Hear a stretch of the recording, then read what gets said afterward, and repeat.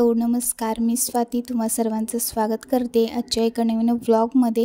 व्हिडिओला सुरुवात करते। व्हिडिओ शेवटपर्यंत नक्की पहा। चॅनलवरती नवीन असाल किंवा माझे व्हिडिओ तुम्हाला आवडत असतील तर प्लीज चॅनलला सबस्क्राईब देखील करा। तर आज आहे गुरुपौर्णिमा आणि सर्वात आधी तुम्हा सर्वांना गुरुपौर्णिमेच्या खूप साऱ्या शुभेच्छा।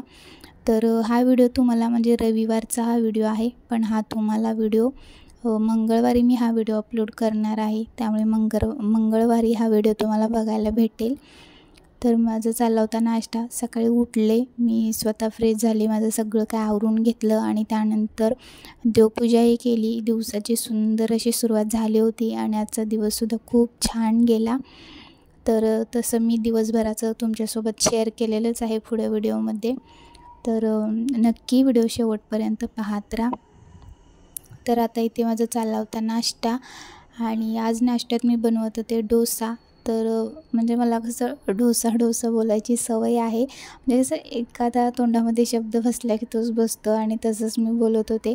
तर यावेळी 2 वेळा तरी मला ती कमेंट आली होती की डोसा बोलतात। तर आता ते ऐकून आता बस म्हणजे आता सवय झाली डोसा बोलायची। तर असं तर कालच रात्री मी तांदूळ आणि उडदाची डाळ म्हणजे सकाळी भिजत घातली, त्यानंतर संध्याकाळी मिक्सरला बारीक वाटून घेतलं आणि ते रात्रभर तसंच ठेवलेलं। मी सकाळी उठेपर्यंत पीठ छान तयार झालेलं, वरपर्यंत आलं होतं फुगून असं पीठ। आणि आता पावसाळा सुरू आहे, थंडीचे दिवस, म्हणजे कसं पावसाळा सुरू म्हटल्यावर थोडंसं वातावरण थंडच असतं आणि थंडीच्या दिवसातसुद्धा पीठ एकदम छान असं तयार झालेलं। तसंही बाहेर किती जरी पाऊस पडला तरी घरामध्ये गरमच होतं। स्वयंपाक वगैरे करताना चेहरा पूर्ण भिजतो घामाने आणि म्हणजे असं घामाने पूर्ण चेहरा भिजतो आणि चेहरा पाण्याने धुतलाय की काय असंच वाटतं, कारण की बाहेर किती जरी पाऊस पडला तरी घरामध्ये गरमच होतं।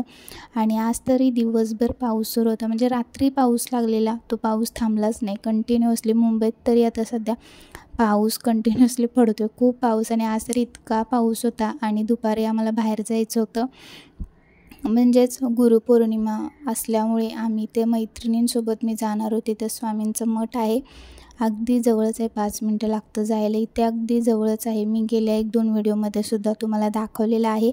आणि मैत्रिणींसोबत मला तिकडे जायचं होतं गुरुपौर्णिमा निमित्त आणि तिथेसुद्धा इतकं छान सजवलेलं आणि आतमध्ये गेल्यानंतर परत यावंसंच वाटत नव्हतं, इतकं छान वाटत होतं तिथे आतमध्ये गेल्यानंतर। ते सुद्धा मी तुम्हाला पुढे व्हिडिओमध्ये दाखवलेलं आहे, तर नक्की व्हिडिओ शेवटपर्यंत पाहत राहा। आणि गर्दीसुद्धा आज खूप होती, कारण की गुरुपौर्णिमा होती ना, त्यामुळे मठामध्ये खूप म्हणजे खूप गर्दी होती आणि आम्ही तिथे खूप वेळ बसलोसुद्धा होतो। जाताना म्हणजे मिठाई वगैरे प्रसाद म्हणतो ना, तर मिठाई वगैरे आम्ही जाताना नैवेद्य घेऊन गेलो होतो तिथे जाताना, आणि इतकी गर्दी होती। आम्ही तिथे जवळपास 15-20 मिनटं तरी बसलो होतो, पाय वगैरे पडून 15-20 मिनटं तरी बसलो होतो, यावंसंच वाटत नव्हतं, कारण इतकं छान वाटत होतं तिथे गेल्यानंतर।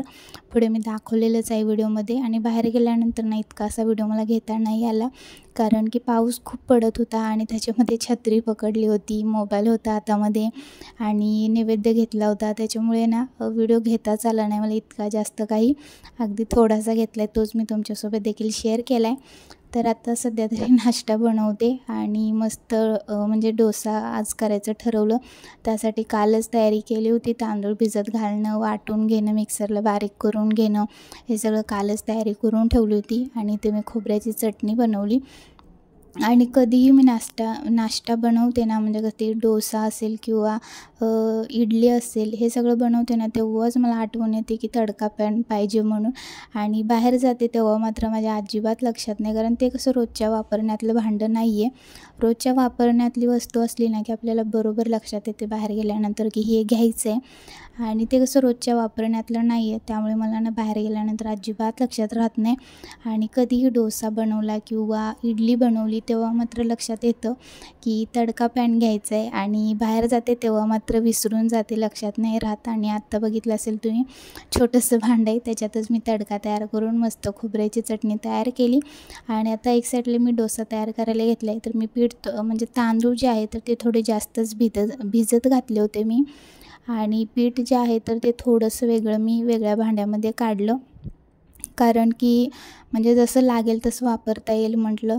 आणि बाकीचं जे पीठ आहे राहिलेलं ते फ्रीजमध्ये परत ठेवून दुसऱ्या दिवशी परत आपण बनवून खाऊ शकतो। त्यामुळे म्हटलं एकदम सगळं पिठामध्ये मीठ टाकायला नको, त्यामुळे मी काय केलं, थोडंसं पीठ जे आहे तर ते बाजूला छोट्या भांड्यामध्ये काढून घेतलं आणि पीठ थोडं जास्त घट्टसर होतं, त्यामुळे त्याच्यामध्ये थोडंसं लागेल तसं पाणी घालून घेतलं आणि मीठ घातलं चवीनुसार आणि मस्त गरमागरम असा डोसा तयार करून घेतला। आणि सुट्टीच्या दिवशी कसं निवांत असतं, त्यामुळे आज देखील मला आवरायला वेळ झाला आणि आज गुरुपौर्णिमा असल्यामुळे संध्याकाळी काहीतरी गोडधोड बनवावं, त्यासाठी मी श्रीखंड पुरीचा बेत केलेला, ते सुद्धा मी पुढे व्हिडिओमध्ये दाखवलेलं आहे।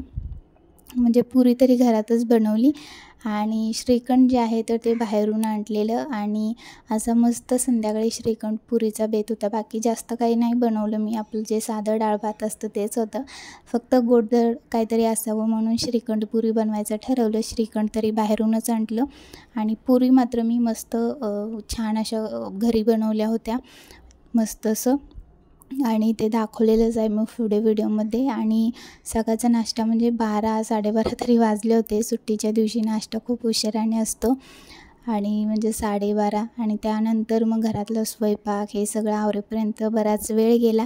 आणि त्यानंतर मग दुपारी आम्ही 2 वाजले असतील, 2 वाजता मग आम्ही गेलो होतो, तर मैत्रिणींसोबत मी गेले होते आणि पाऊस इतका होता ना की व्हिडिओसुद्धा जास्त काही घेता आला नाही मला, म्हणजे बाहेर आतमध्ये गेल्यानंतर अगदी थोडासा, मंदिरामध्ये गेल्यानंतर अगदी थोडासा व्हिडिओ मी घेतलेलाच आहे। तरी ते पहिले तरी मस्त गरमागरम असा डोसा मी तयार करून घेतला आणि गरमागरमच खायला खूप छान लागतं। तर आपण आपल्या आवडीनुसार इथे बटर, लोणी, तूप काहीही वापरू शकतो। मी तर इथे तूप वापरलेलं आहे, कारण की ना माझ्याकडे आता लोणी, सध्या माझ्याकडे बटर नव्हतं, म्हणजे बटर संपलेलं होतं, त्यामुळे मी इथे तूपच वापरलं आणि तुपाने सुद्धा खूप छान लागत होतं। शेवटी आपण आपल्या आवडीनुसार काही वापरू शकतो, तूप, लोणी, बटर। तर बटर संपलेला आणि त्याचा जो डब्बा होता बटरचा, तो त्याच्यातच मी कढीपत्ता ठेवायला तो वापरला।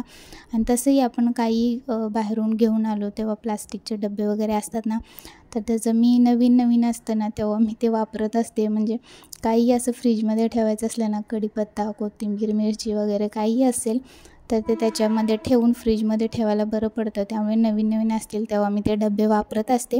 नंतर जुने झाले की फेकून देते। तसंच बटरचा डब्बा होता आणि तो मी कढीपत्ता ठेवण्यासाठी वापरला। तर सगळ्यात आधी नाश्ता वगैरे आवरून घेतलं, घरातलं सगळं आवरून घेतलं, किचनमधलं स्वयंपाक वगैरे। त्यानंतर दुपारी आम्ही गेलो होतो, म्हणजेच पहिले तरी मिठाई घेतली आणि म्हणजे नैवेद्य ते घेतलं, त्यानंतर ते मंदिरामध्ये गेलो आम्ही स्वामींच्या मठामध्ये आणि तिथे पण खूप छान असं सजवलेलं, किंवा आज गर्दीसुद्धा खूप होती, कारण की गुरुपौर्णिमा होती, त्याच्यामुळे गर्दीसुद्धा खूप होती तिकडे। आम्ही जवळपास 15-20 म्हणजे 20 मिनटं तरी आम्ही तिथे बसलो होतो, कारण की तिथून यावंसंच वाटत नव्हतं, इतकं छान वाटत होतं आतमध्ये गेल्यानंतर। त्यामुळे आम्ही तिघीजणी गेलो होतो आणि खूप वेळ तिथे बसलो आम्ही, पाय वगैरे पडलो, त्यानंतर 15-20 मिनटं बसलो आम्ही तिथे। तिथून मग परत घरी आले, त्यानंतर मग थोडंसं आराम केला, जेवण वगैरे घेतलं, आराम केला आणि त्यानंतर मग संध्याकाळी मी स्वयंपाक करायला घेतला। आणि आज नेमका मला स्वयंपाक करायला उशीर झाला, म्हणजेच की मी रोज तरी 6 वाजताच आवरायला घेत असते स्वयंपाक, रोजचा स्वयंपाक, आणि नेमका आजचा स्वयंपाक आवरायला मला वेळ झाला। 8:30पर्यंत स्वयंपाक झाला, त्यानंतर देवापुढे नैवेद्य दाखवला, आम्हीसुद्धा जेवून घेतलं, सगळं आवरून घेतलं। छोटासा व्हिडिओ इथंच एंड करते, परत भेटू छानशा ब्लॉगमध्ये। Bye bye.